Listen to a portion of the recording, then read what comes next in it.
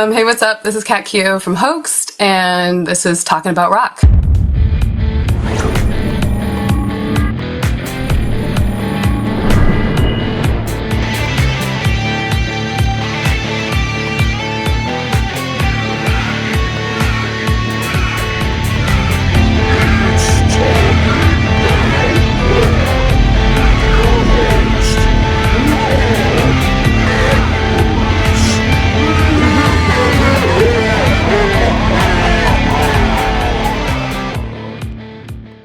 Okay, today we have for you an all-female trio metal band, Hoaxed, comprised of vocalist, guitarist Kat Keo, drummer Kim Coffel, and bassist April Dimmick.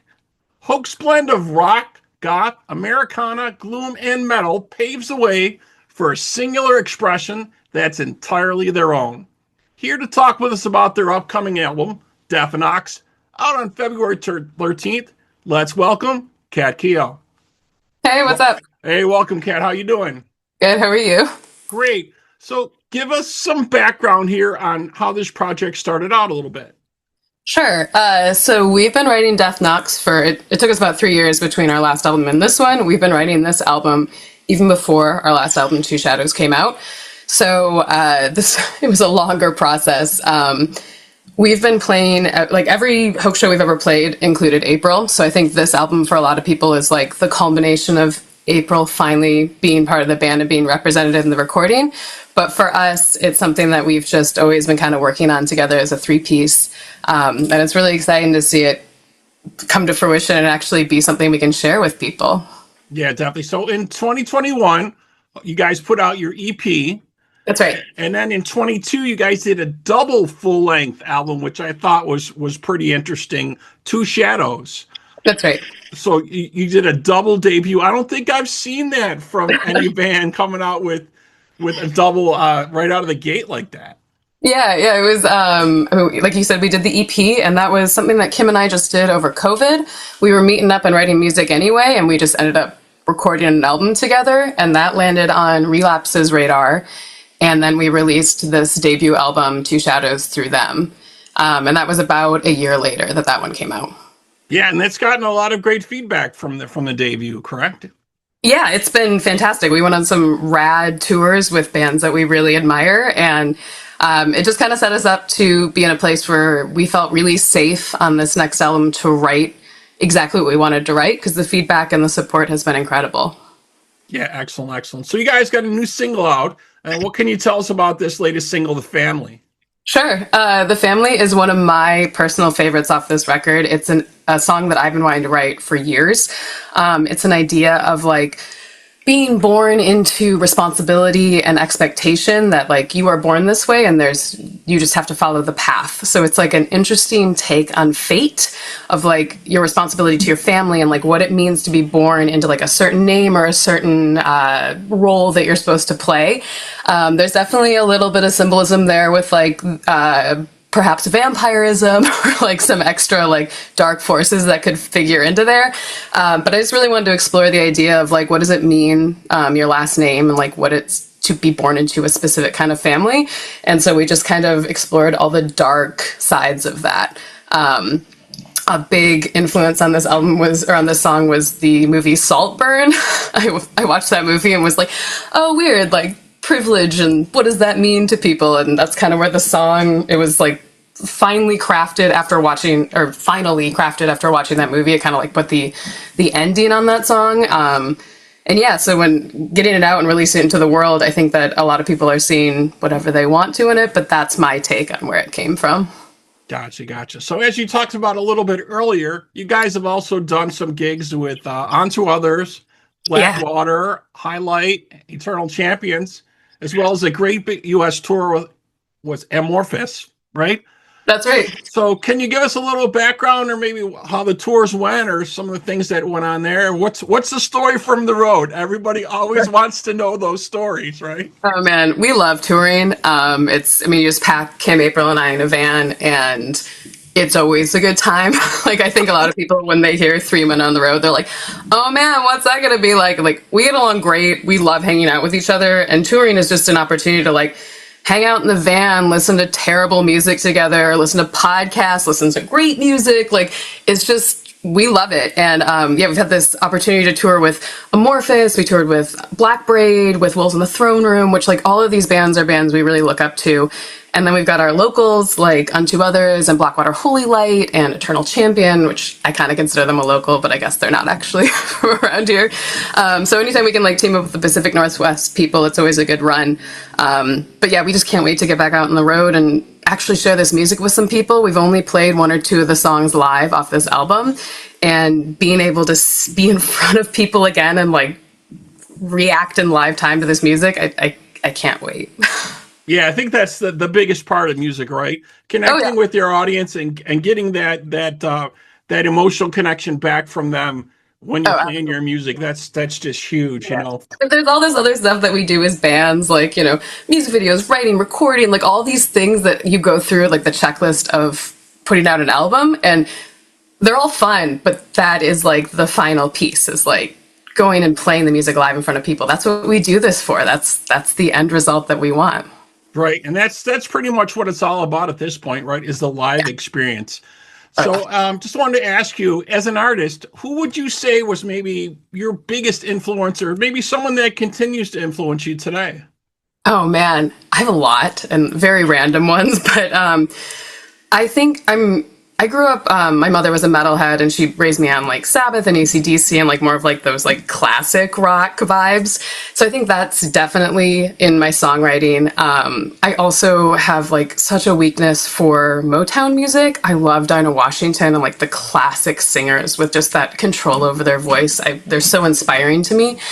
And then on the road too, we just listen to pretty much anything that we think sounds fun in the moment. And so I'm constantly just pulling other people's ideas in as inspiration.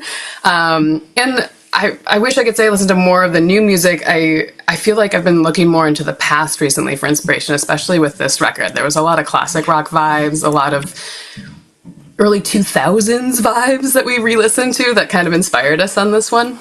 Yeah, I've had that kind of conversation with people about songwriting and such, and it just seemed to be more of a passionate thing if you go back a little bit in history, right? It was kind of something that they really concentrated on, really focused on a little bit more. It doesn't seem going forward, at least in this day and age, from the newer music I've seen, something that's really not concentrated on as much, and something I think we really need to get back to.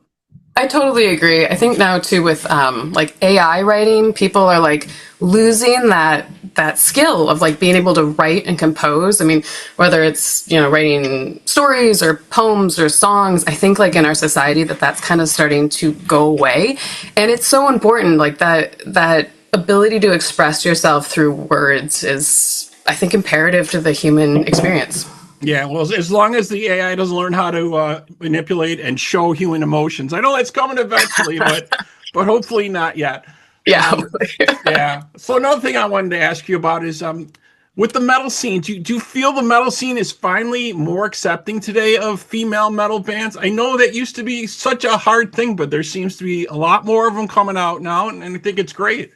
Yeah, I mean, my opinion is I think it's more of like a point of entry for a lot of women. Like, we just don't know that many other women that play music. And so, yes, to your question, I think we feel very accepted in the metal scene. We've barely had any issues when we play shows or interact with other people where we feel like we're unwelcome. I mean, the metal scene is a bunch of outcasts uniting under shared likes. So I feel like there's a lot of space there to make us feel welcome. And yeah, we've had really positive feedback, and I've never really felt like I didn't belong here. I mean, this is the scene that I was raised in, so it just made sense to like start making music in it.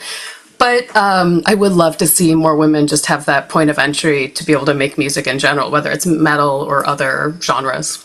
Yeah, definitely. Just seen a lot of more female driven bands lately. Yeah. And like I said, I think that's great. It always kind of harkens me back to, you know, Joan Jett. Obviously, she's not metal, but she was a groundbreaking artist at the time, you know, and they told her, you know, girls don't play rock and roll, which is BS. And she said, I'm going to do this anyway, you know, so I'll just always remember that for sure. Another thing I wanted to ask you about is you were a metalhead. Obviously, you grew up with it. What was the first metal album you purchased yourself that you bought? Oh man, that's an excellent question. Because usually that's something, you had to I really know. try to work for or earn money or cut lawns or whatever you did back in the day to kind of I get some money together. Yeah, the first album that I ever bought was not metal at all. It was Robin, like the pop star. That was Okay. the first album that I myself ever bought. But metal, I'm trying to remember. I know that I got Back to Black pretty early on. I remember I still have it on vinyl, and I remember like finding that at a store and buying that. But I don't know if that was my first one. I think it was probably pretty early on. I was so young that I was with my mom. Like I wasn't able to buy it on my own. Like I don't know if the record store would have sold it to me. Right, right. Because they had the labels on back in the day, Yeah. right? Yeah, and that just made everybody want to buy this stuff more. That's Oh all. yeah, for sure. That's all it did. Another question I have, maybe you'll remember this one. What was the first metal concert? I'm sure you got to remember that. There's got to be some Oh memories of that, man. right? I think it was probably Judas Priest with my mom. My mother took me to every concert I wanted to go to when I was a kid. I was extremely lucky. And I think Judas Priest was our first one that we went to go see. And we actually just went to go see them again recently. And it felt like this kind of full circle moment of like sitting there with my mother and like, it's not quite the same as it used to be. Everyone's aged a little bit, but it was Yeah. Yeah, getting used to Halford with a white beard. I'm not used to that, right? I know. It was he still came out on the motorcycle, but it's a different experience nowadays. It's not quite the same. It was yeah. Yeah, but it still sounded great. But I hear you. The visuals are a lot different than they were back in the day. I Yeah. got to see them quite a few times. Oh yeah, okay, cool. Yeah, I mean Yeah, it's like more of a nostalgia thing. You're just like harkening back to how much it means to you. definitely, definitely. And so the last one I had for you, if you had a dream metal tour to join, who would it be? Whose dream metal tour would you I join think or want to be as on? a band, we would love to join Ghost. I mean that like they put on such a fantastic show at like they're so theatrical. That would be great.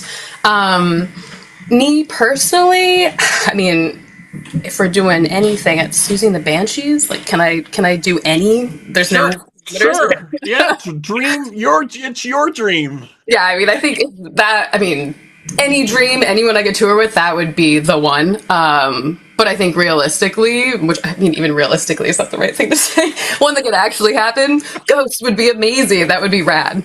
Right, very, very cool. All right, so what is next for Hoax? What are the plans going forward for you guys? Sure. So we actually just recorded another music video on Saturday.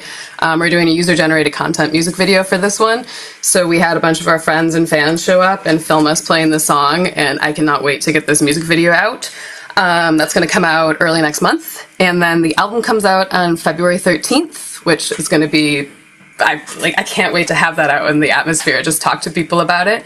We're going on three short shows for that. We're going to be up in Vancouver, Seattle, and Bellingham, Washington to promote that one. And then after that, we have a Portland hometown show in March. And then I just hope we start doing tours. I want to get back to the East Coast. I want to go over to Europe. I want to go down to Mexico. So we'll see what comes next. But we're working with all the bookers and hoping to get on the road soon. Excellent, excellent. Sounds very cool. Well, if listeners want more information about the band, where should they go? Where should they go check you guys out? Yeah, we're all over social. Instagram is our main one. We have a website, hoaxedband.com. But I think social, I mean, we're pretty active on there. We're posting a lot. So we love to chat with people there. Very cool. All right, so folks, you can check out the current single from Hoaxed, The Family, and the album Death Knocks will be out February 13th. All right, all right. Well, thank you, Kat, for joining us today so much. Appreciate it. Oh, thank you for the time. This was great. All right, and to our listeners, we hope you're doing your part out there by keeping the torch alive and supporting live music wherever you are. Kat, again, thank you so much. Thank you.